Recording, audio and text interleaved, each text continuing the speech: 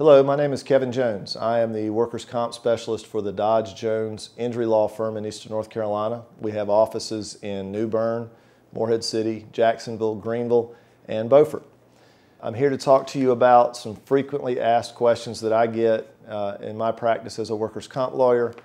One of those, and this comes up probably more often than most, is what can be done if my disability check is late. And I mean late, when I mean late, I mean sometimes weeks late. And it's happening sometimes over and over and over again. It's a very frustrating part of being in the workers' comp system, being out of work and receiving a check, first of all, that's 2/3 of your gross pay before you got hurt. So you're already living off of less than you were before. And so it can be a very difficult thing to deal with, and unfortunately, there's only so much that can be done in the short term to deal with late disability checks.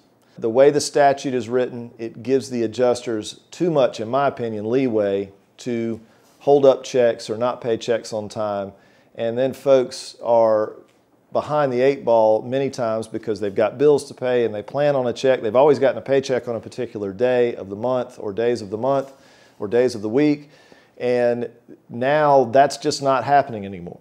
One day the check will be on a Tuesday, the next day it'll be on a Friday. Then it may not come for 3 weeks, and then they'll catch them up, and then the check will be back to normal for a while, and then as soon as the holidays hit, the check is late again.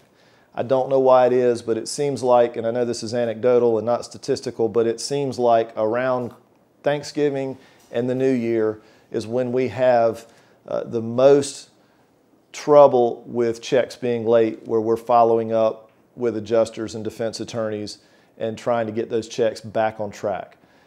When it gets to the point where it's legally late, and unfortunately that means when it's more than 14 days late after the due date, which is after 7 days without pay, and so you've got a 21-day leeway that they've got to basically not pay you without any real legal consequence, unfortunately, because of the way the statute's written. It's something that when we're handling these claims, we do everything we can to be the squeaky wheel, to be the ones in all of our cases across the board. When the clients call us and tell us, we immediately start calling and emailing and doing what we can to try to get those checks back on track.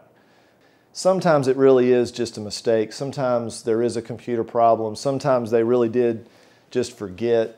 But oftentimes, and they'll never admit it, it's something that's done to cause financial stress for the injured worker. They want to remind you that they have control over your check, or at least some control, and they want you to be so sick of having to deal with them that you will just go away. And so that's what we're there to do, is to be the person, to be the people that are dealing with them on a daily basis whenever that situation occurs, to be on top of the late checks, to be putting in writing what's going on, to file the motion to compel when it needs to be filed, to file the motion for late payment penalties when it needs to be filed, and in general, to be the person that is fighting for you when you're not getting what you're supposed to. If you are in that situation and you would like help or would like to talk about what's going on in your claim, I'm happy to sit down and talk with you. The initial consultation is free. I may sit down and talk with you and tell you that everything is as it should be.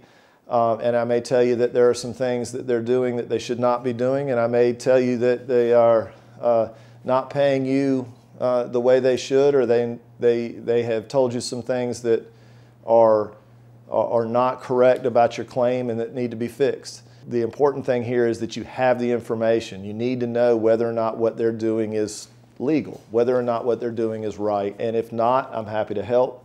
Give us a call. I'm happy to sit down and talk with you about it.